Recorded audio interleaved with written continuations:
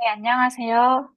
오늘은 성막 제2장 하나님이 거하시는 처소에 대해서 짧게 발표를 해보도록 하겠습니다.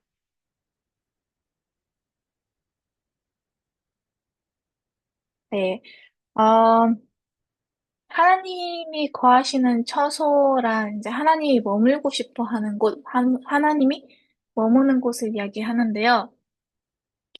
그럼 하나님은 어느 곳에 머물 수 있느냐, 이제 그런, 질문으로, 이제 그런 뜻으로 이제 이 장이 이제 됩니다. 거기 이제 그런 얘기를 하다가 이제 한 전도사님 이야기를 하면서 이제, 구원을 안 받으신 이제 사역자의 어려움을 이야기를 하면서 어, 왜 밥 목사님에게는 일하시는 하나님이 왜 이 전도사님에게는 일을 하지 못하는가? 이런 약간 그런 질문으로 이제 계속 내용이 이어지는데요. 혹시 여러분들도 이제 이런 의문이 들 때가 있었나요? 저 사람한테는 일을 하는데 왜 내가 믿는 하나님은 왜 나한테는 일을 하시지? 저도 여러 번 이제 그런 의문이 들 때가 있었어요. 저 사람한테는 저렇게 많이 일을 하는데 왜 나한테는 일을 안 하시지? 약간 그런 생각들이 들어올 때가 있었는데 이제 이 성막 책에서는 어, 하나님과 우리 사이에 가로막혀 있는 죄의 담에 대해서 이야기를 하는데요. 이제 내가 있고 하나님이 있습니다. 그래서 나와 하나님이 이렇게 연결이 되면서 하나님의 능력이 나한테 흐르고, 이제 나의 기도가 하나님에게 들려지고, 이제 하나님의 평안이, 하나님의 행복이 이제 나한테 이렇게 흘러오는 건데요. 그런데 이제 나와 하나님의 사이에 이렇게 벽이 가려져 있으면 아무리 흐르고 싶고, 아무리 전달을 하고 싶고, 아무리 연결을 하고 싶어도 절대로 연결을 할 수가 없습니다. 그럼 이 담이란 이제 성경 속에서 무엇을 이야기하냐면, 이제 죄를 이야기를 합니다. 이제 죄를 생각을 하면, 이제 사람들은 대부분 이제, 나쁜 짓을 하는 것, 이제 거짓말 하는 것, 이런 것들을 죄라고 생각을 하는데요. 이제 죄를 히브리어로 하면 이제 히브리어로 세 가지가 있는데 그중 하나가 하타입니다. 이제 하타라는 뜻은 뭐냐면 이제 목적지에서 빗나가다, 이제 하나님의 뜻에서 빗나가다라는 뜻이 있는데요. 우리가 살면서 이제 하나님이 우리 인간을 창조해 주신 그런 목적이 있고, 하나님이 인간을 만드신 목적이 있고, 하나님이 인간을 구원받게 하고 난 후에 이제 의인으로서 살아가야 되는 그 삶이 있는데, 그런 하나님이 지정해 놓은 그 목적에 벗어나서 살아가는 이 삶도 이제, 죄라고 합니다.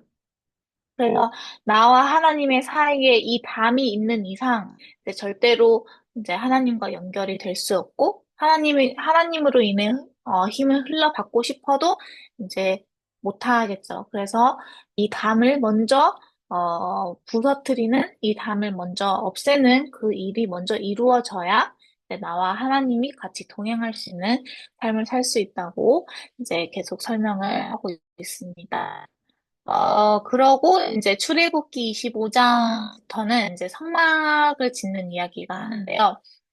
이제 예수님이 이제 우리 인간들 속에 와서 같이 머물고 싶지만 이제 죄가 너무 많아서 죄악이 가득 차 있는 곳에 예수님이 오시지 못하기 때문에 이 성막을 짓기 시작합니다. 이 성막이란 하나님이 거하시는 곳인데요. 이 하나님의 거하시는 곳을 만들기 위해 이제 성막을 모세에게 지으라고 하죠. 근데 이제 모세가 시내 산에 올라서 이제 하나님이 이제 율법을 줍니다. 이제 율법을 주는데, 율법 주는 그 첫날부터 모세가 시내 산에 올라간 그 동안에 이제 이스라엘 사람들은 금송아지를 만들고 우상숭배를 하죠. 그래서 시내산에서 내려오자마자 이제 율법이 이제 막 도착했는데 이미 이제 율법을 그 사람들이 어기고 있었습니다. 그러면서 하나님이 이 죄라는 것을 드러내고, 아, 우리한테 죄가 있구나라는 것을 알려주면서 이제 그 죄를 사하기 위해 이제 지을 이 성막을 만들어내면서 이제 레위기 4장에 이제 죄를 사하는 법을 이제 알려주고 있죠. 그래서 이제 율법으로서 죄가 드러남으로써 그 죄를 사함받는 법도 하나님이 이제 계속해서 이제 길을 열어줍니다. 그래서 이 성막 책에서 얘기하는 이제 죄사함 받는 방법도 이제 레위기 4장 이야기 잠시 언급을 했지만 이제 예수님의 보혈로 인해 이제 우리 마음에 있는 죄라는 담이 없어지면서 이제 우리가 하나님이 우리 마음에 거할 수 있고 이제 하나님과 연결된 삶을 산다. 이제 그렇게 어, 이 장은 그런 부분에 설명을 하고 있습니다. 어, 그럼 계속 이어서 이제 제가 질문을 받은 부분으로 계속 넘어갈 건데요. 이제 질문 중에 우리 마음에 그 성막이 있고 하나님이 거하신다면 우리의 문제가 하나님의 문제라고 했다. 그런데 왜 우리는 문제가 올 때마다 어려워할까? 네, 아주 좋은 질문입니다. 어, 네, 맞습니다. 저희 안에 하나님이 거하시고, 이제 우리의 문제가 다 하나님의 문제죠. 그러면 우리가 걱정할 필요가 없고, 열명할 필요가 없고, 하나님의 문제이기 때문에 하나님이 다 해결하겠죠. 근데 왜 문제가 올 때마다 어려워할까? 이거는 이제 제가 생각할 때는 이 어려워하는 게 이제 생각이라고 표현할 수 있을 것 같습니다. 그 로마서 8장 6절에는 육신의 생각은 사망이요 영의 생각은 생명과 평안이니라. 영의 생각은 생명과 평안이라고 했는데 내 마음에서 걱정이 올라오고 어려워하고 무서워하는 거는 영의 생각이 아닌 육신의 생각이겠죠? 그래서 이제 어려워하고 두려워하는 이 마음은 이제 하나님이 주시는 마음이 아니라 이제 사단이 주는 생각입니다. 그래서 이제 저희가 이제 진리와 거짓으로 구분을 할 수 있는데요. 이제 진리는 우리에게 무엇을 말하냐면 우리는 거듭난 성도로서 거룩하고 의로우며 흠이 없이 완벽하다고 했습니다. 하지만 거짓, 이제 우리의 생각이 거짓이죠. 거짓인 우리 생각은 이제 우리 마음에 어렵다는 마음을 넣어줍니다. 그래서 우리가 문제가 올 때 어려운 게 아니라 문제가 올 때 어렵다라는 그 생각이 들어오니까 이게 어렵게 느껴지는 거지. 그 생각만 없애버리면 전혀 어렵지 않습니다. 왜냐하면 이 문제가 하나님의 문제이기 때문에 하나님이 다 해결을 하기 때문에 하나님의 온전히 하나님께 다 맡겨버리면 어려워할 필요가 없죠. 네, 사단이 이제 이런 육신의 생각들을 넣어주면서 어렵게 느끼게 한다고 이야기를 할 수 있을 것 같습니다. 또 다음 질문에는 구원받은 형제 자매들이 자기 마음대로 살 때가 있는데 그때는 마음속에 성막 되신 예수님을 잊어버린 것인가? 예수님을 잊어버리지 않으려면 어떻게 해야 할까? 네, 저희가 구원을 받죠. 근데 이제 대부분 이제 신앙을 안 하는 사람들은 이제 많은 성도들이 구원 받으면 됐지. 구원으로 끝내버리는 사람들이 너무나도 많습니다.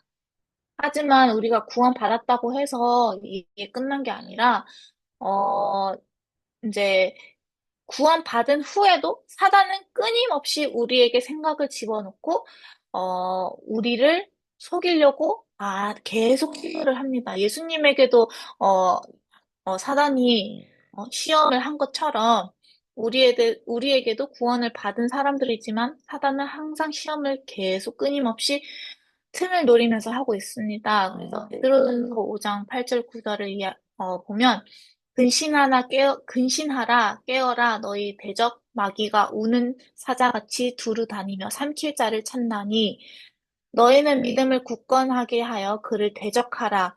이는 세상에 있는 너희 형제들도 동일한 고난을 당할 줄을 압니라. 저희가 죄에서 구원을 받아도 삶에서 구원을 받으면 여전히 힘들고 그런 삶을 살 수밖에 없다고 목사님께서 그렇게 설교를 하셨습니다. 그래서 구원을 받은 형제 자매들이 자기 마음대로 살아가는 게, 자, 그 사람들이 살아가고 싶어 살아가는 게 아니라 그 사람들도 이제 사단에 속아가지고 이제 사단의 이끌림을 받는 거죠.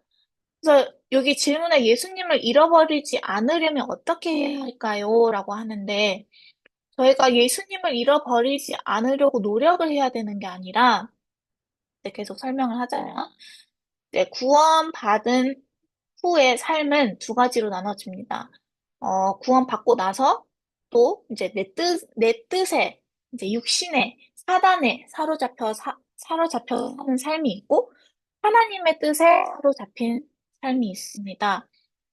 어, 그래서 저도 이제 제 나름대로는 신앙을 하고 있다고 생각을 하지만, 이제 막상 미얀마에 와서 이제 계속 말씀을 듣고, 이제 선교학생 수업을 들으면서, 이제 항상 하는 질문이, 여러분들은, 어, 하나님의 뜻에 사로잡혀서 살고 있나요? 여러분들이 지금 매일같이 살고 있는 삶이 하나님한테서 사로잡힌 삶을 살고 있나요? 그러면 어떤 식으로 하나님으로 사로잡힌 삶을 살고 있나요? 이제 그런 질문을 많이 듣거든요.